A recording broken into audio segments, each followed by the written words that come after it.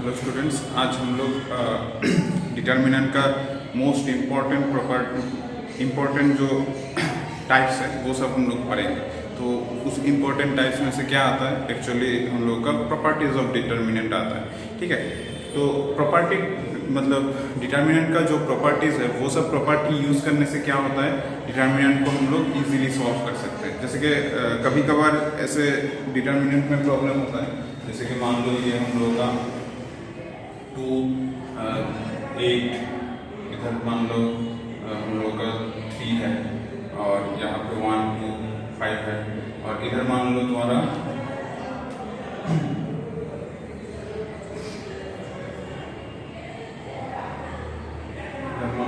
क्या है 30 है, इधर मान लो 120 है और इधर मान लो तुम्हारा 45 है।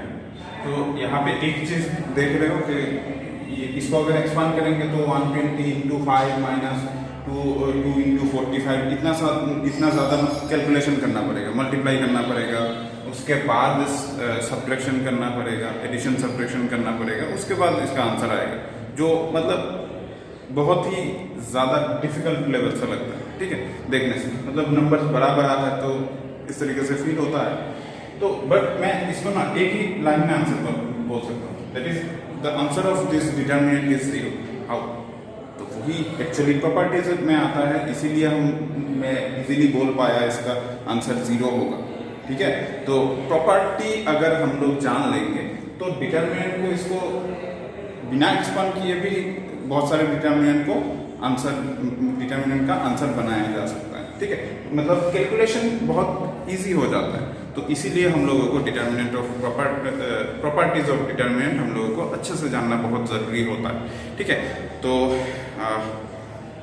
लास्ट क्लास में जो हम लोगों ने डिस्कस किया था वहाँ पे तो सिंपल सा कुछ एग्जांपल्स डिस्कस किया था डिटर्मिनेंट के ऊपर बेस करके, वहाँ पे माइनर कोफैक्टर वो भी डिस्कस किया था। बट ये जो है प्रॉपर्टीज ऑफ डिटर्मिनेंट आज जो डिस्कस करेंगे वो बहुत ही ज़्यादा इंपॉर्टेंट है। ठीक है, तो चलते शुरू करते हैं। फर्स्ट प्रॉपर्टी में क्या आता है, property number 1,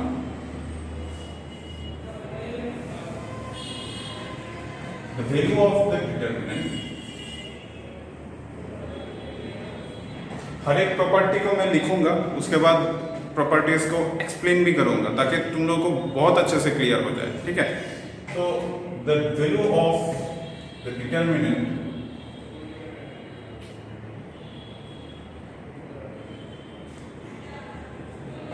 remains same if the rows and columns are interchanged. Done? तो इस लाइन को पढ़ने से ही बहुत अच्छे से क्लियर हो जाता है कि अगर हम लोग रो और कॉलम को इंटरचेंज कर देंगे तब जाके हम लोग का डिटर्मिनेंट जो है उस डिटर्मिनेंट का वैल्यू सेम रहता है। इसका एनदर वे से मतलब इसी स्टेटमेंट को अगर दूसरे तरीके से लिखना चाहोगे तो ऐसे लिखा जा सकता है, और if the rose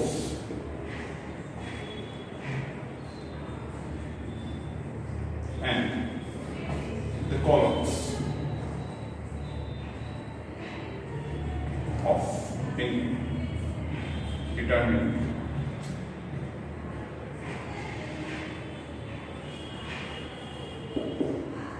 are interchanged, then the value of the determinant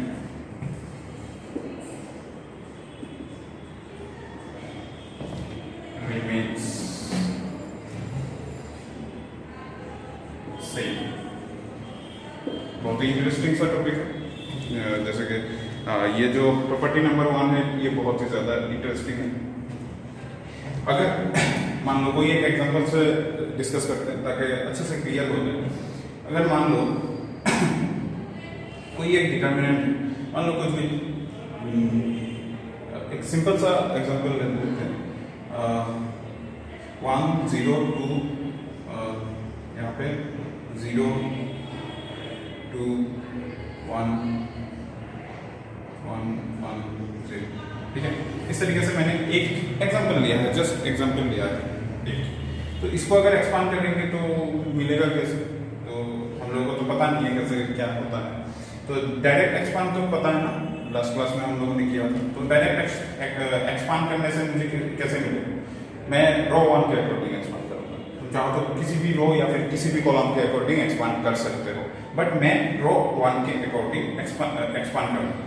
तो 1 को लेंगे, ले लिया 1 को, बाकी क्या करना है, इस रो को छोड़ो, इस कॉलम को छोड़ो, 2 1 0 1 0 2 1 1 0। मैं ना आज इसका भी एक शॉर्ट सा मेथड सिखाऊंगा मैं। उसके बाद बीच में माइनस साइन होता है एक्सपांड करने के टाइम पे, मैंने क्या बोला था, पॉजिटिव नेगेटिव पॉजिटिव, इस तरीके से। तो ये नेगेटिव ऐसे 0 दे दिया, इसको छोड़ो, इसको छोड़ो, 0 1 1 0 0 1 1 0।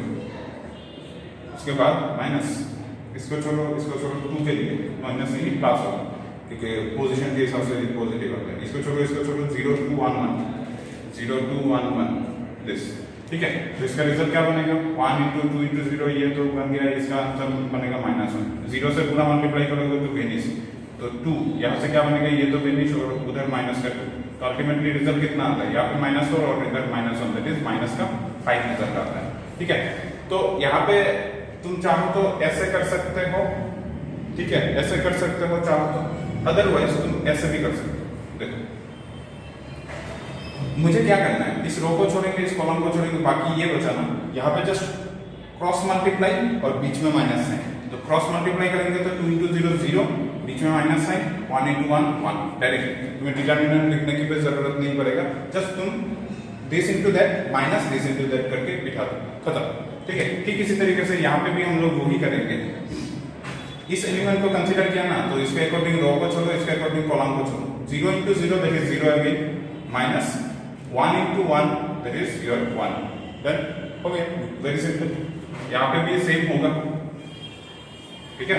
तो 2 जो एलिमेंट है, इसको छोड़ो, इसको छोड़ो, बाकी 0 × 1 और माइनस का 2 that is 0 minus 2 × 1 that is 2। तो फाइनली तुम्हारा आंसर ऐसे ही बनेगा, डन। तो सीख लिया हम लोगों ने। नेक्स्ट बोला क्या क्या किया, ये तो जस्ट मैंने एक एग्जांपल लिया और इसी एग्जांपल को एक्सपांड कर दिया, नथिंग एल्स, और कुछ किया ही नहीं मैंने। बट मुझे करना क्या है यहाँ पे, मुझे करना है रो को कॉलम में चेंज करना है, कॉलम को रो में चेंज करना है, यही तो है। अच्छा एक चीज हम लोग जानते हैं ना कि रो को अगर कॉलम में चेंज किया जाता है, उसके साथ साथ कॉलम को अगर रो में चेंज किया जाता है, ठीक है। तो वो मैट्रिक्स में पढ़े थे ना कुछ हम लोग, याद है, याद है, याद है ना, क्या होता है वो, ट्रांसपोज। तो वो हम लोग यूज करेंगे यहाँ, जैसे कि रो को कॉलम में चेंज करो, this is your first row changes to the first column, 1 0 2। तो ये जब चेंज होगा तो ऑटोमेटिकली ये रो उस तरफ चला जाएगा धीरे धीरे। ये रो फिर से चेंज करो, 0 2 1, ठीक है। तुम सिर्फ एक रो सिर्फ एक कॉलम को तुम चेंज करके नहीं रख सकते, तब जाके वो पूरा सिस्टम ही गड़बड़ हो जाएगा। तुम एक रो को अगर एक कॉलम बनाओगे तो पूरा तीनों रो को तीनों कॉलम में कन्वर्ट करना पड़ेगा, बाउंड, ठीक है।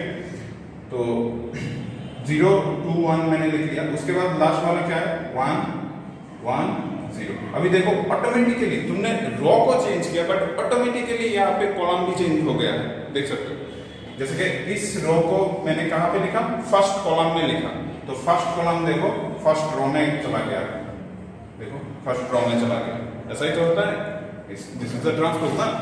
तो वही ट्रांसपोज का कंसेप्ट, वही मैट्रिक्स में जो ट्रांसपोज पढ़े थे ना, वही ट्रांसपोज का कंसेप्ट डिटरमिनेंट में जब यूज होता है तब जाके वही वैल्यू सेम रहता है, चेंज नहीं होता है, ठीक है। यहाँ से और एक इंपॉर्टेंट से हम लोग नोट डाउन भी कर पाएंगे, इसको थोड़ा सा समझ लेते हैं, उसके बाद लिख देंगे।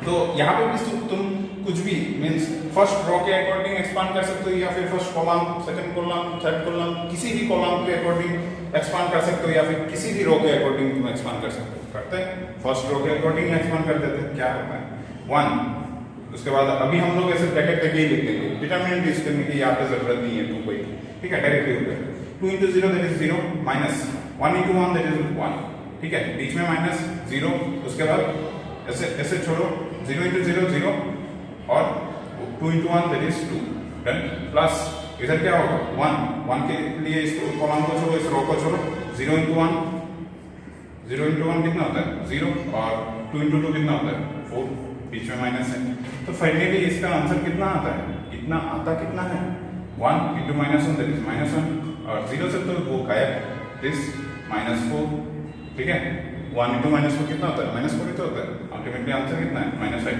देखो तो दोनों का आंसर सेम है कि नहीं, यस दोनों का आंसर सेम है। दैट मीन्स अगर हम लोगों ने रो और कॉलम को इंटरचेंज कर दिया तब जाके डिटरमिनेंट का वैल्यू कभी भी चेंज नहीं होता है, डिटरमिनेंट का वैल्यू जो आता था पहले वो ही आएगा, चेंज नहीं होगा, that is the property number 1।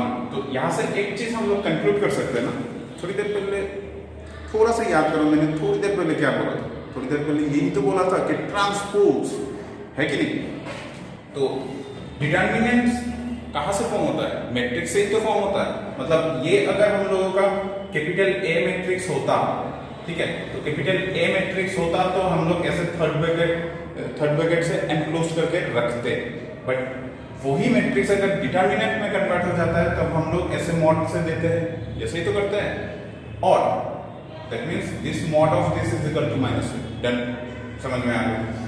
अभी इसी मैट्रिक्स को अगर ये डिटरमिनेंट ना रह के ये मैट्रिक्स रहता, इसी मैट्रिक्स को मैंने क्या कर दिया यहाँ पे, रो को कॉलम चेंज कर दिया, कॉलम को रो बना दिया, दैट मींस ट्रांसपोज कर दिया, दैट मींस यहाँ पे मैंने जो बनाया ए का ए ट्रांसपोज बनाया, वही तो बनाया, ठीक है, वही बनाया, ठीक है, तो उसका फिर से क्या कर रहे हैं, डिटरमिनेंट निकाल रहे हैं, बट देखा जा रहा है कि इस ट्रांसपोज का डिटरमिनेंट भी सेम आ रहा है, मतलब क्या है, दोनों बराबर हो चुका है। That's why no. Determinant of A is nothing but your determinant of A transpose. Done. Most important note. ठीक है?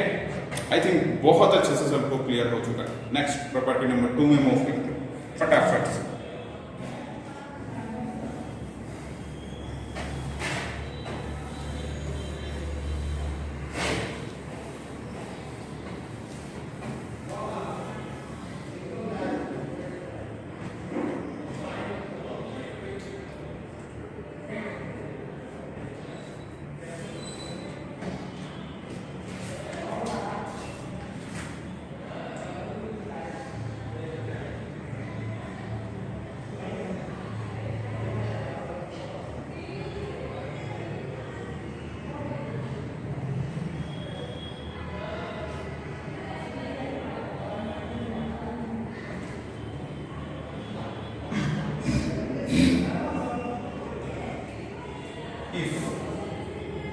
Any two rows, अच्छा यहाँ पे एक चीज मुझे बोलना है, यहाँ पे मैं जो काम करूंगा रो के लिए जो लिखूंगा वो कॉलम के लिए भी होगा, मतलब मैं यहाँ पे रो के लिए लिख रहा हूँ, ठीक है, कॉलम के लिए भी यहाँ पे ही लिखूंगा, बट कैसे लिखूंगा, स्टेटमेंट एक ही स्टेटमेंट होगा रो के लिए भी और एक ही स्टेटमेंट होगा कॉलम के लिए भी। वो कैसे करेंगे, रो ब्रैकेट में और कॉलम दे देते हैं, रो और कॉलम, ठीक है, मतलब जब रो को हम लोग इफ एनी टू रो बोला गया है ना, तो एनी टू रो के बाद जब करेंगे तब रो टू के बाद ही करेंगे, अगर एनी टू कॉलम अगर बोला तो ओनली कॉलम के बाद करेंगे, ठीक है, तो रो के बाद तब नहीं आएगा। इफ एनी टू रोज और columns of a determinant are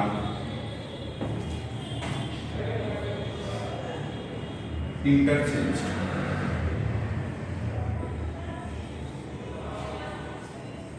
then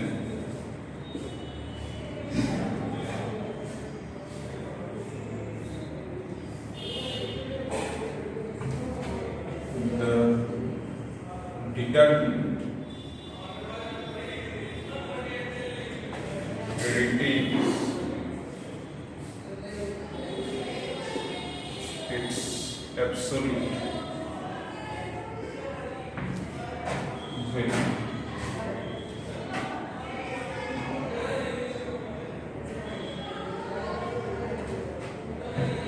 but changes in, इसका मतलब क्या है? Retains its absolute value. Absolute value मतलब वहां पे कोई पॉजिटिव नेगेटिव मतलब कोई भी नेगेटिव साइन वहां पे प्रेजेंट नहीं होगा, just only absolute value, that is जो भी वैल्यू आएगा वो पॉजिटिव में रहेगा। एब्सोल्यूट जस्ट वैल्यू, वहां पे साइन मतलब मैटर नहीं कर रहा है, ठीक है, साइन की बात नहीं हो रहा। बट स्टेटमेंट क्या बोला गया है? स्टेटमेंट को एक बार अच्छे से देख लेते हैं कि if any two rows of a determinant are interchanged, मतलब किसी भी दो रो को अगर तुम इंटरचेंज करोगे डिटर्मिनेंट का, then the determinant retains its absolute value, मतलब उस डिटर्मिनेंट का जो वैल्यू है वो एग्जैक्टली सेम रहेगा। किसका? प्रीवियस जो ओरिजिनल जो हम लोगों का डिटर्मिनेंट का क्वेश्चन कोई भी अगर है तो उसका जो वैल्यू बनेगा, रो को इंटरचेंज करने के बाद जो फाइनल डिटर्मिनेंट मिलेगा उसका भी वैल्यू सेम रहेगा, एब्सोल्यूट वैल्यू सेम रहेगा, बट साइन चेंज होगा, चेंजेस इज साइन। तो साइन चेंज होगा, इसका मतलब क्या है? अगर मान लो जैसे कि थोड़ी देर पहले हम लोगों ने एक डिटर्मिनेंट का वैल्यू आंसर क्या निकल रहा था, -5 आंसर निकला था, है कि नहीं?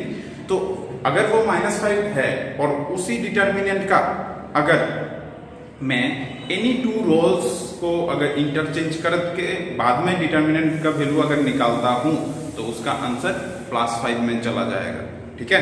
तो एक एग्जांपल लेके हम लोग समझ लेते हैं। ठीक इसी तरीके से मैंने किसके बारे में बोला? रो के बारे में बोला। तो exactly in the same way तुम ऐसे बोल सकते हो, if any two columns of a determinant are interchanged, then the determinant retains its absolute value but changes in sign, ठीक है? एग्जैक्टली कॉलम के लिए भी सेम रूल फॉलो होगा, ठीक है? समझ लेते हैं एग्जाम्पल। तो कोई भी एक एग्जाम्पल डिटर्मिनेंट कंसिडर कर लो, जैसे कि पहले क्या कंसिडर किया था याद भी नहीं, 1 0 2 0 2 1 ऐसा लिया था, 1 1 0 ऐसा लिया था, ठीक है? तो दिस इज द डिटर्मिनेंट। इसका हम लोग क्या करेंगे? डायरेक्टली एक्सपांड कर दो, सिंपली एक्सपांड कर दो। कैसे? 1 उसके बाद 2 × 0 0 -1 × 1 1, उसके बाद बीच में -0, उसके बाद इसको छोड़ो 0 0 1 0 -1, उसके बाद +2, इसको छोड़ो 0 1 2 0 × 1 0 0 और इधर का -2। तो फाइनली तुम्हारा आंसर कितना बनता है? इधर बोलने का -1, ये तो गायब, और ये -4, that is answer is your minus का 5। इस तरीके से हम लोगों को आंसर मिल चुका है, दैट इज योर -10। अच्छा, यहाँ पे क्या बोला गया है? If any two rows of a determinant are interchange, this is your row number 1, this is your row number 2, this is your row number 3, ठीक है? तो रो में किसी भी दो रो को इंटरचेंज कर देता हूँ, रो 1 और रो 3 को इंटरचेंज कर देता हूँ, होगा? तुम चाहो तो घर पे ऐसे भी ट्राई कर सकते हो, रो 1 और रो 2 को भी इंटरचेंज करके ट्राई कर सकते हो, तब भी जाके एग्जैक्टली सेम आएगा। तो मैं क्या कर रहा हूँ? रो 1 और रो 3, मतलब रो 1 को लेके जा रहा हूँ किसके जगह पे? रो 3 के जगह पे। उसके साथ साथ एक जगह पे तो 2 नहीं आएगा, तो उसके साथ साथ रो 3 भी चला जाएगा रो 1। ऐसे हम लोग सिंबॉलिकली डिनोट करेंगे, ठीक है? इसको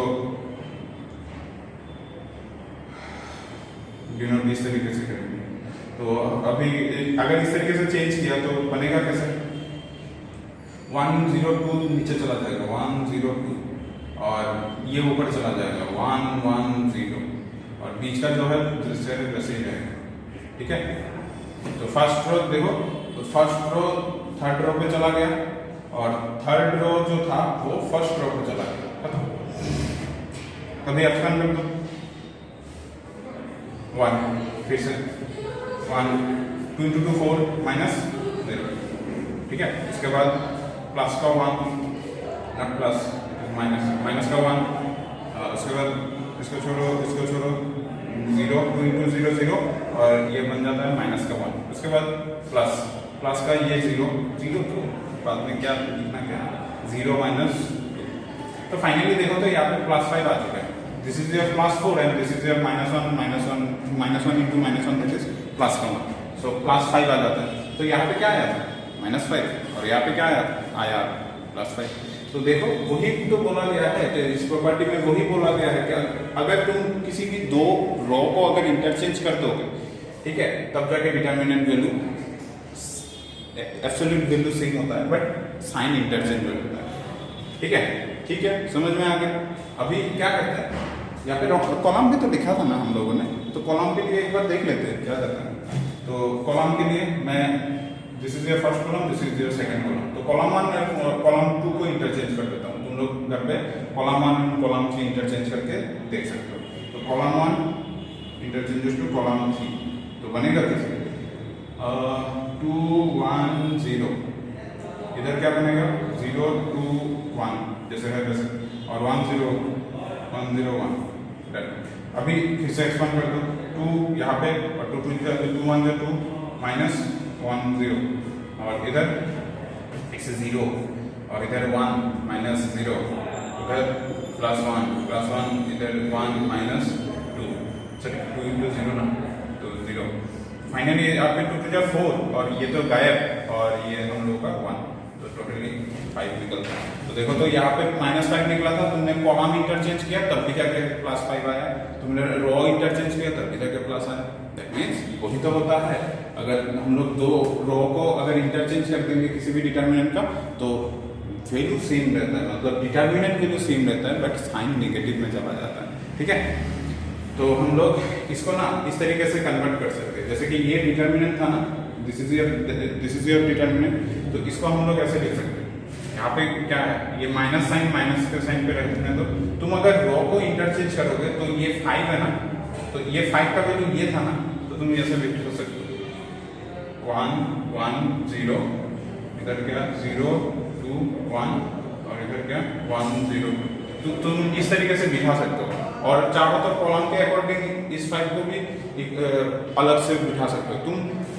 तुम्हारा जो पर्टिकुलर क्वेश्चन रहेगा वो किस डायरेक्शन में लेके जाना चाहता है, उस डायरेक्शन में तुम इसको बना के जाओगे। ठीक है, बट सब कुछ जानना बहुत जरूरी होता है। तो आई थिंक ये जो प्रॉपर्टी नंबर 2 बहुत अच्छी तरीके से तुम लोगों को समझ में आ गया है आई थिंक, तो इसको दिमाग में रखना है। Next property number 3,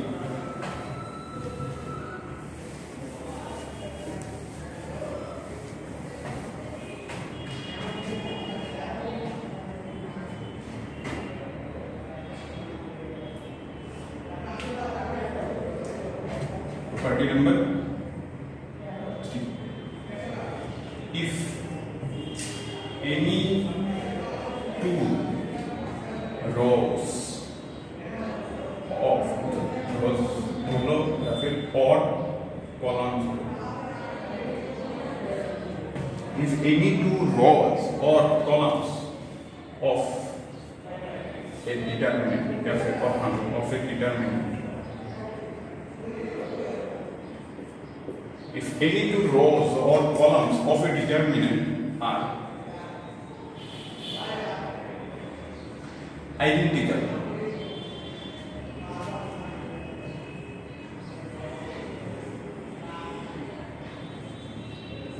then the value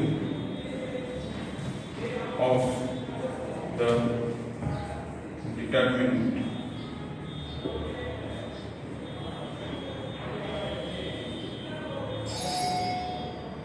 is 0.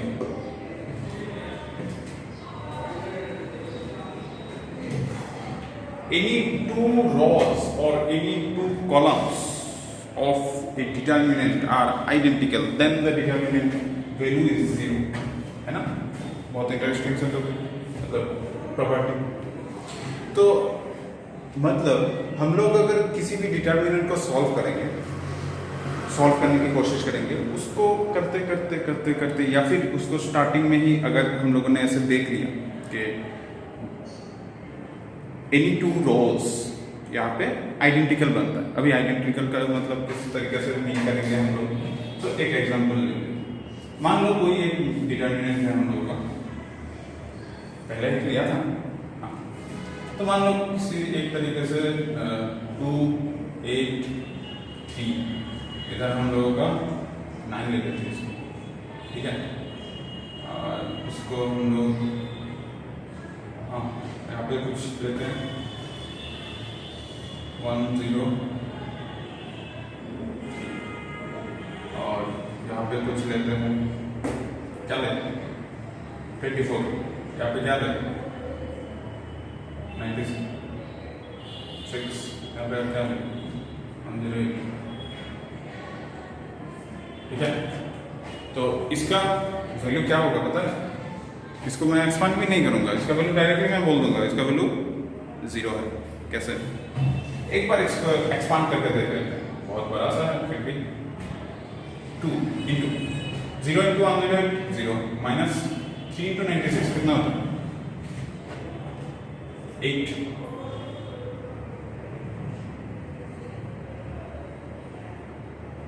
ओ 280 144 का डबल। नेक्स्ट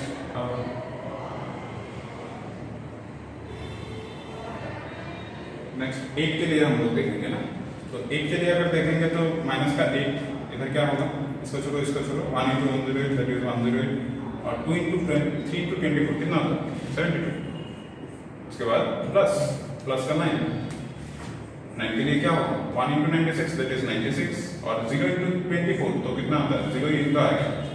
इसका रिजल्ट कितना होता है, अरे 2 into 288 8 to the 16 8 to the 16 17 2 to the 4 5 that is minus 5 7 6, ठीक है। इसको और एक तरीके से भी निकाला जा सकता है बट अभी बोलने का नहीं है।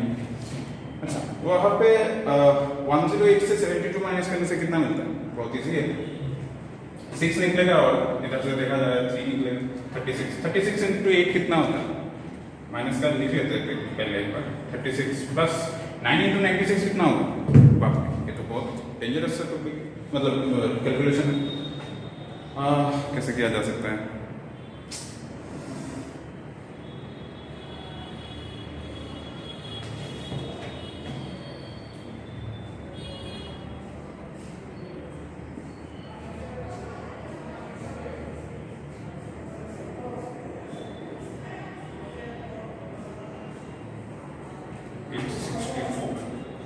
minus 5 7 6 minus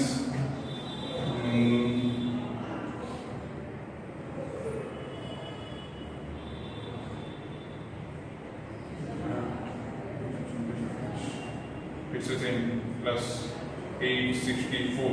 अभी देखो तो इन दोनों पे ऐड करने से ये मिल जाता है, माइनस का 864 मिल जाएगा। देखो कैलकुलेट करके 8 6 14 1 8 7 15 plus 1 16 257 plus 1 8 minus plus 864 answer आ गया ना, आंसर 0। तो इसको हम लोग डायरेक्टली इसको बोल सकते हैं this is the value of this determinant is 0। कैसे कैसे है ना, वही तो कैसे।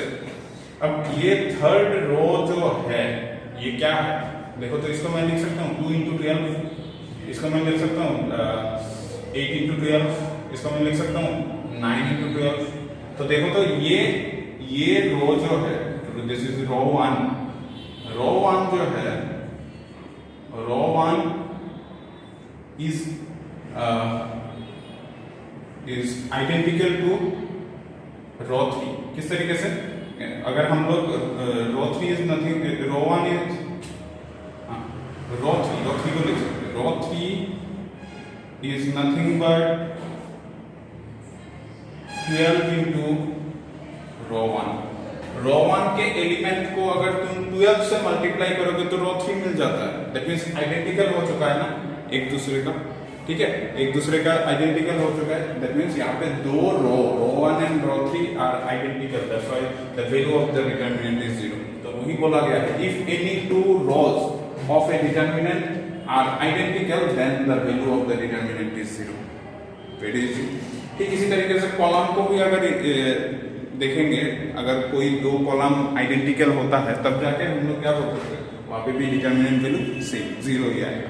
ठीक है, तो ये बहुत ही ज्यादा इंपॉर्टेंट है, तुम लोगों को याद रखना है। सबके सब प्रॉपर्टी तुम लोगों को याद रखना है। कॉलम के लिए मैं नहीं बोल रहा हूँ, तुम लोग कर सकते हो, तो करके देखोगे आता है कि नहीं, आएगा तो जरूर, और अगर नहीं आएगा तब जाकर तुम्हारा कैलकुलेशन रॉन्ग है। ठीक है,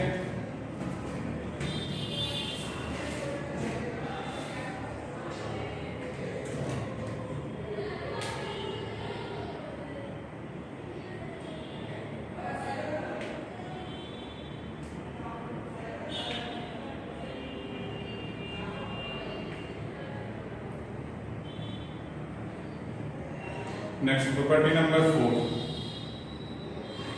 if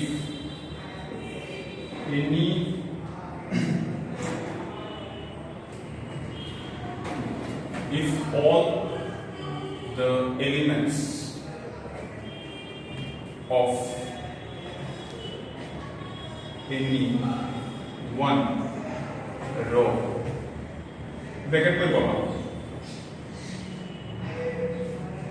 ठीक है, मैं रो के लिए भी लिख रहा हूँ और कॉलम के लिए भी लिख रहा हूँ, जो जहाँ पे तुम यूज करना चाहते हो वो वहाँ पे यूज कर सकते हो। ठीक है, जैसे कि पहले हम लोगों ने किया था ना, एग्जैक्टली उसी तरीके से, if all the elements of any one row और column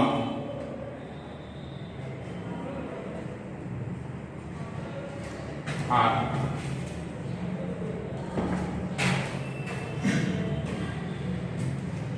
multiplied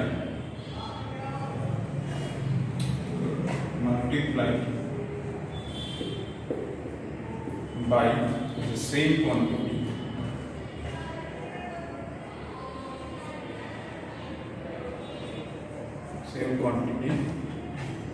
then the determinant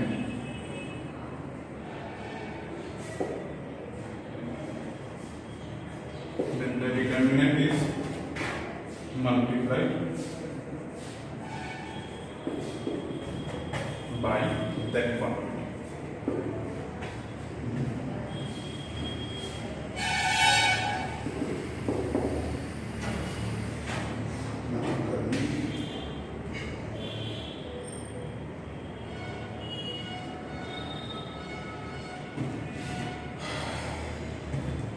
तो इसका मतलब क्या है, अभी इसका मतलब भी तो जानना है। If all the elements of any determinant, sorry any one रो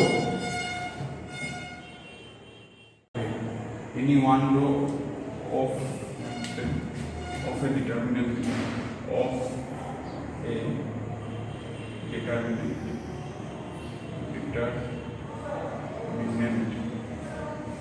ठीक है, ये determinant are multiplied by the same quantity, multiplied the same quantity, इसका मतलब क्या है, जैसे कि मान लो तुम्हारा 1 2 3 है, 4 5 6 है, 7 8 9, ठीक है, ये इजी से एग्जांपल देते हैं। मान लो ये 1 ना हो के ये तुम्हारा 1 इंटू अल्फा है, 2 इंटू अल्फा है, 3 इंटू अल्फा, तो that means first row is multiplied by alpha ना, तो each element of first row is multiplied by alpha. So all the elements of any one row, that means first row, मान लो मानने से क्या जाता है, of a determinant is are multiplied by the same quantity, that is alpha से multiply किया जा रहा है, तो वो तुम्हारा अल्फा हो सकता है, तो वो तुम्हारा 5 से भी मल्टीप्लाई कर सकते हो, वो तुम्हारा कुछ भी किसी भी नंबर से मल्टीप्लाई कर सकते हो, ठीक है, अल्फाबेट से मल्टीप्लाई कर सकते हो, जहाँ पे जो यूज होगा, मतलब तुम्हारा क्वेश्चन में क्या रिक्वायरमेंट्स है उसके हिसाब से तुम मतलब मल्टीप्लाई करोगे या फिर मतलब वहाँ से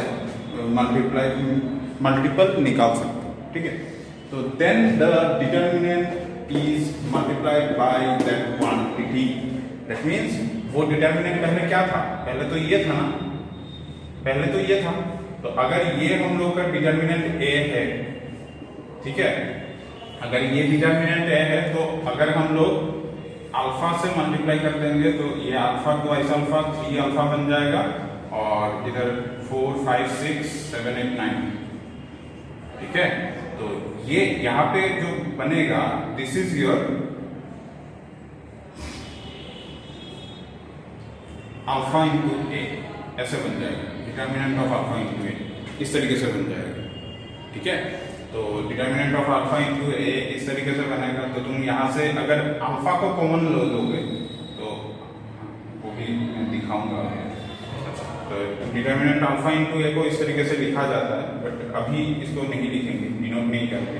मैं पहले इसका ना तुम्हें सोल्यूशन निकाल के देता हूँ, तब जाके तुम्हें अच्छे से क्लियर हो जाएगा। इसको एक बार एक्सपांड करके देखो क्या निकलता है। 5 इंटू 9 45, बराबर नंबर 48, इसके बाद माइनस का 2 36 माइनस 42, इसके बाद प्लस 3 32 माइनस 35। तो रिजल्ट क्या निकलता है यहाँ पे देखो तो, यहाँ पे माइनस का 3 निकलेगा, और यहाँ पे माइनस का 2 46 निकलता है, यहाँ पे माइनस का प्लस यहाँ पे क्या निकलता है 3 इंटू 32 माइनस का 3। तो फाइनली यहाँ पे जो आंसर निकलेगा वो एक साथ डायरेक्ट कैलकुलेट कर देते हैं ना। तो क्या बनेगा -3 और इधर 9, -3 और -9 कितना होता है माइनस का 12, और 6 पे जब 12, आंसर 0। पता नहीं मैंने कुछ रॉन्ग किया है क्या नहीं, इसमें करेंगे तो पता चल जाएगा। अल्फा से ब्रेक कर दो क्या बनेगा यहाँ 5 into 9 exactly 45 minus 48 plus sorry minus का 2। अच्छा यहाँ पे 0 देखने के बाद ऐसा मत बोलना कि सर यहाँ पे तो एक कॉलम दूसरे कॉलम के मतलब वो मल्टीपल नहीं है, तो मल्टीपल नहीं मतलब आइडेंटिकल नहीं है, या फिर एक रो दूसरे रो के साथ आइडेंटिकल नहीं है, तो इसका आंसर 0 कैसे आएगा। ऐसा मतलब आइडेंटिकल होने से ही तुम डायरेक्टली 0 बोल सकते हो, बट ऐसा नहीं है कि आइडेंटिकल होने से ही तुम्हारा आंसर 0 आएगा, ऐसा नहीं, ठीक है। क्या बोल रहा हूँ, सॉरी, आइडेंटिकल अगर नहीं होगा तब जाके आंसर 0 नहीं आएगा, ऐसा नहीं है। आइडेंटिकल अगर नहीं होगा तब भी जाके 0 आंसर 0 आ भी सकता है, नहीं भी आ सकता है। मतलब कोई भी रो कोई भी रो अगर आइडेंटिकल, कोई भी 2 रो अगर आइडेंटिकल होता है तब जाके आंसर तो 0 आएगा, वो तो डेफिनेटली पता है। बट कभी अगर कोई 2 रो अगर आइडेंटिकल होता है, मतलब नहीं होता है, आइडेंटिकल नहीं होता है, तब जाके वहां पे डिटर्मिनेंट का वैल्यू आंसर 0 आ भी सकता है, 0 नहीं भी आ सकता है। तो जैसे कि हम लोगों ने यहाँ पे देख लिया 0 आ गया, ठीक है। कभी कभी क्या हो सकता है 0 नहीं भी आ सकता है। तो यहाँ पे 2 अल्फा के साथ मल्टीप्लाई करेंगे तो क्या बनेगा, यहाँ पे देख लेते हैं 9 4 36 और 7 6 42 36 42, और वहाँ पे 3 अल्फा के साथ 32 और इधर 35। तो एग्जैक्टली पहले के जैसा ही तो मिला। तो ये वाला हम लोगों का माइनस अल्फा, और डायरेक्टली देख लेते हैं -3 अल्फा आ जाएगा, और इधर -2 अल्फा, और इधर कितना माइनस का 6 होगा, और इधर हम लोग का 3 अल्फा, और इधर माइनस का 3 होगा। तो अल्टीमेटली फिर से आंसर 0 आएगा। देखो 0 आएगा ना, तो ये 0 आएगा। मैं इसको इस तरीके से लिख सकता हूँ, दोनों का आंसर सेम है, दोनों का आंसर सेम है ना। दोनों का आंसर अगर सेम है तो मैं इसको ऐसे भी तो लिख सकता हूँ ना, ये तुम अल्फा कॉमन ले लो, उसके बाद माइनस का 3, ये 0 आ गया। नॉन जीरो नंबर आता तो बहुत अच्छे तरीके से तुम लोगों को समझ में आता। तो ये हम लोग का माइनस का 3 -2 इंटू -6 और प्लस का 3 इंटू -3, ठीक है। तो इसका अल्फा इंटू 0 आ गया है ना, तो अल्फा इंटू 0, तो इसका मतलब this determinant alpha, 2 alpha, 3 alpha, 4 5 6 7 8 9. This determinant can be written as alpha into 0. So what is alpha into 0? Alpha into 0 is what? 0 is your this determinant. 1 2 3 4 5 6 7 8 9. This determinant. That means इसको हटा दो अभी. This determinant can be written as alpha into this. This determinant can be written as alpha into this. इसका मतलब क्या है? हम लोग अभी नॉर्मल लैंग्वेज से जानेंगे कि अगर कोई भी रो सेम नंबर से अगर मल्टीप्लाई होता है तब जाके उस रो से तुम उस नंबर को कॉमन लेके डिटरमिनेंट के बाहर निकाल सकते हो. तब जाके इसका जो आंसर आएगा इसका भी सेम आंसर आएगा, डिफरेंट नहीं है कोई. ठीक है, तो अगर ऐसे है ठीक इस तरीके से अगर कॉलम में होता तो तुम कॉलम से अल्फा कॉमन ले सकते थे. कॉलम से अल्फा कॉमन लेते तब भी जाके वहां पे सेम ही आंसर बनता. ठीक है, तो मैंने तो अल्फा यूज किया. अल्फा के जगह पे कुछ अलग सा नंबर भी हो सकता है. जैसे कि तुम अगर देखो यहाँ पे अगर मान लो 2 4 6 अगर इस तरीके से है मान लो, तब जाके ना यहाँ पे क्या दिखाई दे रहा है? 2 into 1 दिखाई दे रहा है, यहाँ पे 2 into 2 दिखाई दे रहा है, यहाँ पे 3 into 2 दिखाई दे रहा है. दैट मीन्स हर एक एलिमेंट में 2 मल्टीप्लाइड है. तो हर एक एलिमेंट में अगर 2 मल्टीप्लाइड है तो मैं 2 को कॉमन ले सकता हूँ. 2 को कॉमन लेने से देखो क्या बनता है? 2 into 1 2 और 4 के लिए मैं 2 into 2 और 6 के लिए मैं 2 into 3 ऐसे लिख सकता हूँ. 2 into दैट डिटरमिनेंट. ठीक है, तो इस तरीके से हम लोगों को कन्वर्ट करना है. आई थिंक बहुत अच्छे से क्लियर हो चुका है हम लोगों को. नेक्स्ट में मूव करते हैं. Property number 5. थोड़ा सा ज़्यादा टाइम लग रहा है शायद ये प्रॉपर्टी डिस्कस करने के लिए.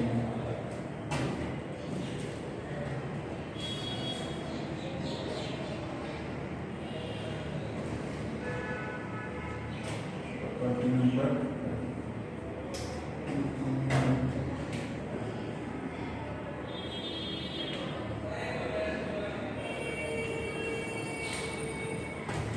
if each element of any row bracket में कॉलम. ठीक है, तो तुम any row any column, any row और एनी कॉलम. तो यहाँ पे मैं और कर देता हूँ एनी रो और any column. Any column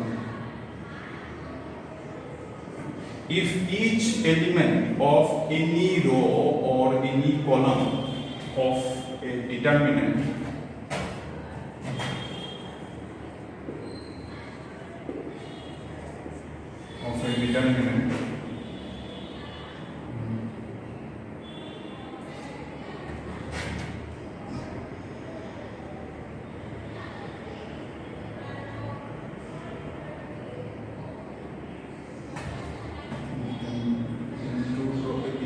element of any row or determinant R is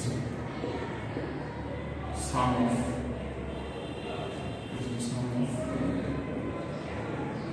of two quantities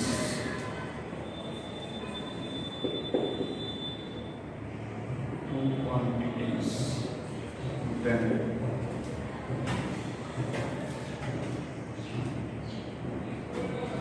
the determinant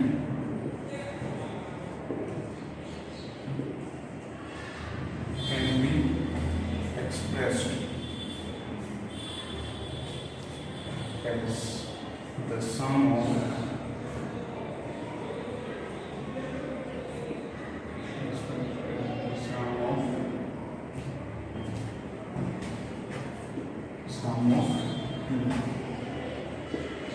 determinants of same order. ठीक है,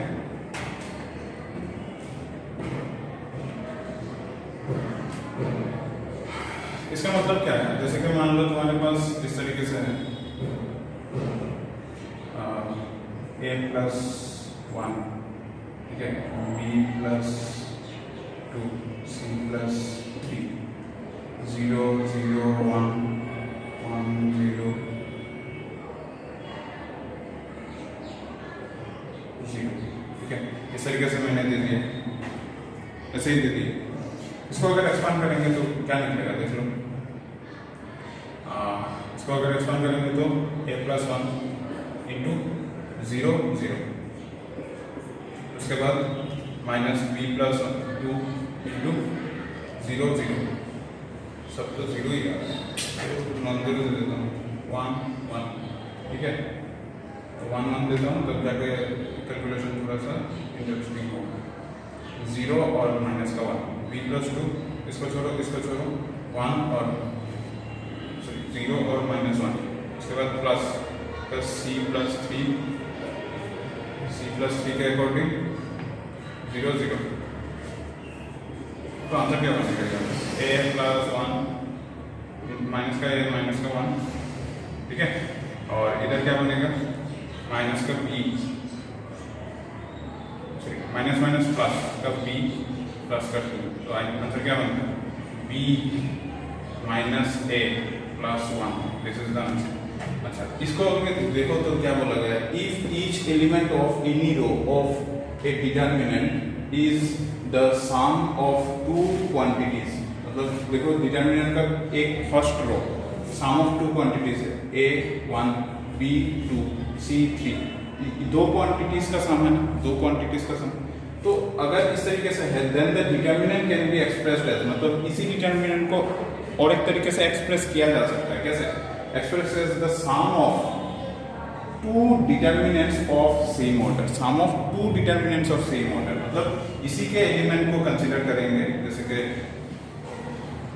a b c 0 0 1 1 1 1 एक डिटर्मिनेंट है, और दूसरा सेकंड एलिमेंट को कंसीडर करके 1 2 3 0 0 1 और 1 1 1। अभी इसको एक्सपांड करके देखो तो पहले वाले को एक्सपांड करके देखोगे तो तुम्हारा क्या निकलेगा? a। मैंने एक चीज तुम लोगों को बोला था कि नहीं, पता नहीं, शायद नहीं बोला। मैं तो किसी भी रो किसी भी कॉलम के अकॉर्डिंग एक्सपांड कर सकता हूँ ना, तो मैं यहाँ पे ना जहाँ पे 0 ज्यादा रहता है उस रो के अकॉर्डिंग या फिर उस कॉलम के अकॉर्डिंग हम लोग एक्सपांड करेंगे तो बहुत जल्दी से आंसर निकल जाएगा। यहाँ पे रो 2 में देखो 0 ज्यादा है, तो मैं रो 2 के अकॉर्डिंग एक्सपांड करूंगा, उसमें भी दोनों, तब जाके आंसर जल्दी से निकल जाएगा। रो 2 के अकॉर्डिंग चलते हैं तो क्या बनेगा? Positive negative positive negative positive negative, तो माइनस का 0।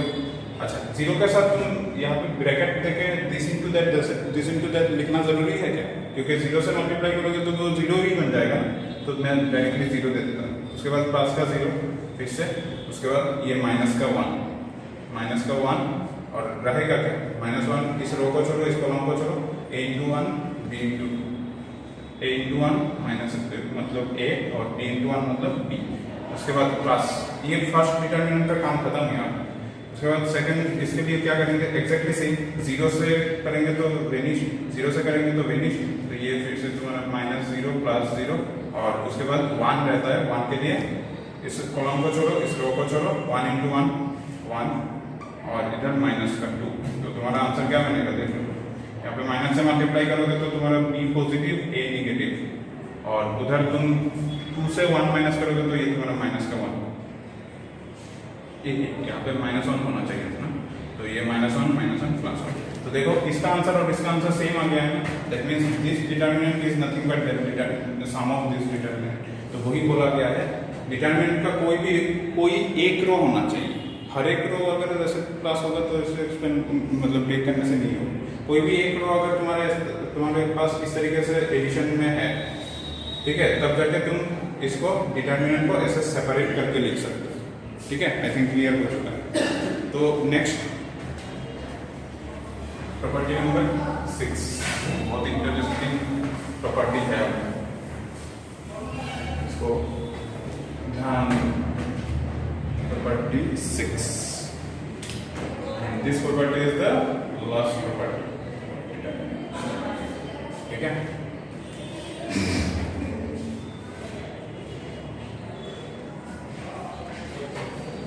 a determinant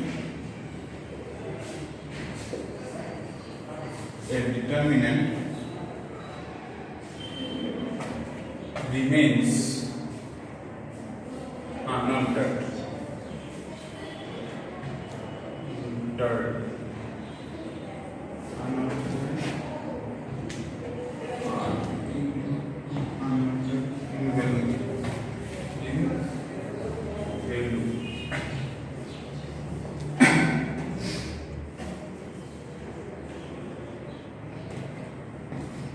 By adding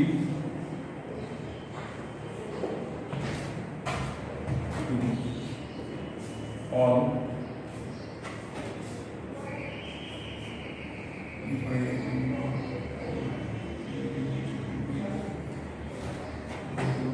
the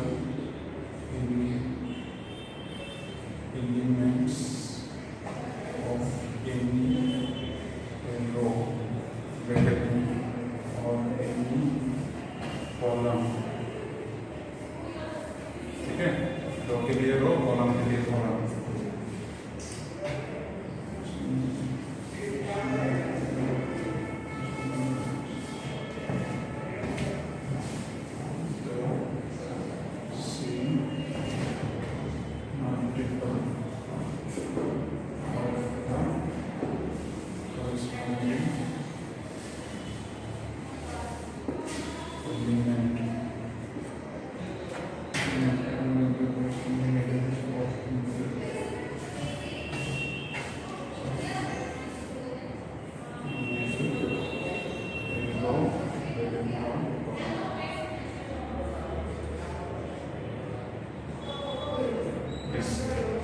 determinant remains unaltered. Determinant हम लोगों का चेंज नहीं होगा. इन वैल्यू में कोई भी डिफरेंस नहीं होगा, चेंज नहीं होगा. बाय एडिंग, अगर हम लोग इस तरीके से काम करते हैं, by adding to all the elements, वहां पे जो सब एलिमेंट्स है ऑफ एनी रो, किसी भी एक रो का जितना सारा एलिमेंट्स है उन सब एलिमेंट को of any row comma the same multiple of the corresponding elements of another row. मतलब इसका इस तरीके से बोला गया है कि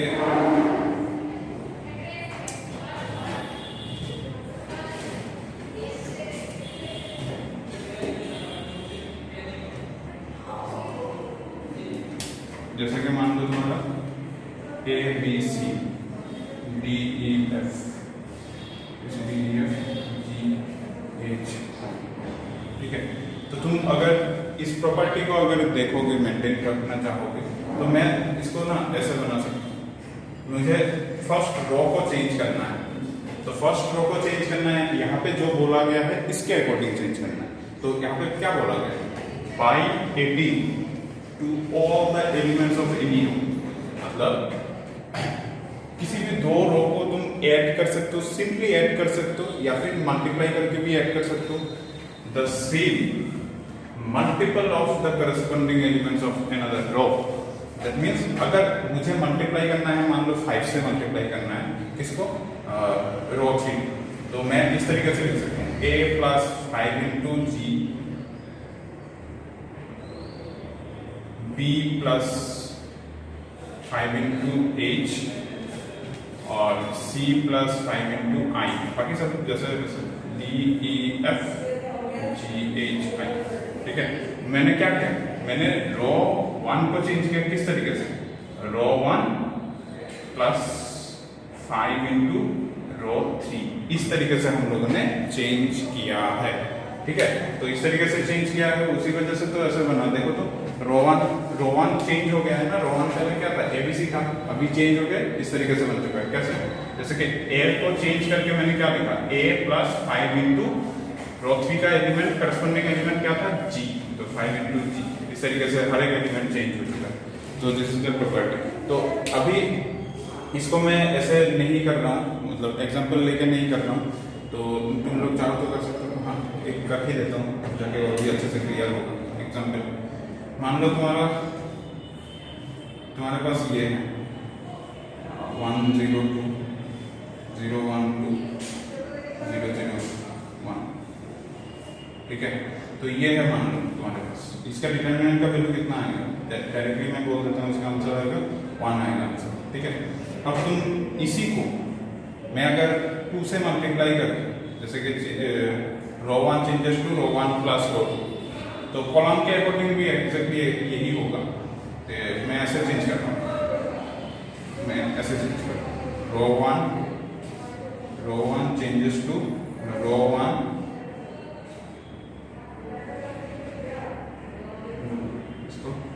रो 1 चेंजेस टू मान लो 5 into row 1 plus 5 into row 3, ऐसे चेंज करना। तो क्या बनेगा देखो, तो पहला वाला row 1 changes to 5 row 1 plus 5 into row 3, मतलब 1 प्लस 5 इंटू 0 1 बन जाएगा, 0 प्लस 5 इंटू 0 0 बन जाएगा, 2 प्लस 5 इंटू 1 कितना हो जाएगा 7 हो जाएगा।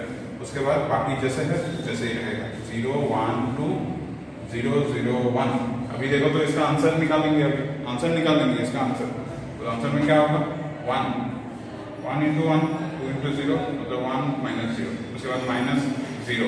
मैं इसको फर्स्ट रो के अकॉर्डिंग चल रहा हूँ, 0 से लेके इसको करेंगे 0 into this 0 into this 0 minus 0, उसके बाद प्लस 7 के अकॉर्डिंग इसको छोड़ो 0 इंटू 0 1 इंटू 0 माइनस 0, फाइनली तो उसका आंसर भी तो 1 है ना, इसका आंसर देखो 1 और उसका आंसर भी 1। मतलब ये प्रॉपर्टी यूज करने से हम लोगों का यहाँ पे तो जैसे कि नंबर बड़ा हो गया ना, बट हम लोग नंबर को डिक्रीज करने के लिए या फिर कैलकुलेशन को इजी करने के लिए हम लोग ये प्रॉपर्टी यूज करते हैं। जितना सारा प्रॉपर्टी मैंने डिस्कस किया है ना, बहुत इंपॉर्टेंट प्रॉपर्टीज है, इन सब के अलावा डिटर्मिनेंट करना बेकार है, नहीं कर पाओगे ठीक से, ठीक है। बहुत सारा क्वेश्चंस है जिसको प्रॉपर्टीज के बिना ठीक से नहीं किया जा सकता है, बहुत क्लमजी हो जाता है, बहुत डिफिकल्ट हो जाता है, ठीक है। तो इसी वजह से प्रॉपर्टी 6 के 6 प्रॉपर्टी सभी लोगों को अच्छे से याद हो जाना चाहिए। नेक्स्ट क्लास में हम लोग क्या करेंगे, इस प्रॉपर्टीज के ऊपर बेस करके एग्जाम्पल्स करेंगे ताकि सबको दिमाग में घुस जाए पूरा सब, ठीक है। और एक चीज मुझे बोलना था कि प्रॉपर्टीज जो है यहाँ पे मैंने जो प्रॉपर्टीज लिखाया है तुम लोगों को 6 प्रॉपर्टीज लिखाया है, अलग अलग बुक में स्टेटमेंट थोड़ा सा अलग अलग भी हो सकता है, बट मैंने जो एक्सप्लेन किया है वो हर प्रॉपर्टी का सेम ही एक्सप्लेनेशन होगा। मतलब पर हर एक प्रॉपर्टी के लिए मैंने जो एक्सप्लेनेशन दिया है वो एक्सप्लेनेशन स्टेटमेंट कुछ मतलब स्टेटमेंट लिख तो सकते हैं ना, इसको थोड़ा सा घुमा फिरा के भी अलग से लिख सकते हैं, बट एक्सप्लेनेशन एग्जैक्टली सेम ही होगा हर एक प्रॉपर्टी के लिए, जो अलग अलग एक्सप्लेनेशन दिया है मैंने। तो आई थिंक आज का क्लास बहुत इंटरेस्टिंग लगा तुम लोगों को, और नेक्स्ट क्लास तो इससे भी ज़्यादा इंटरेस्टिंग लगेगा, है कि नहीं, क्योंकि इसके ऊपर बेस करके हम लोग एग्जाम्पल्स करेंगे। तो चलते हैं, नेक्स्ट क्लास में मिलता है फिर से।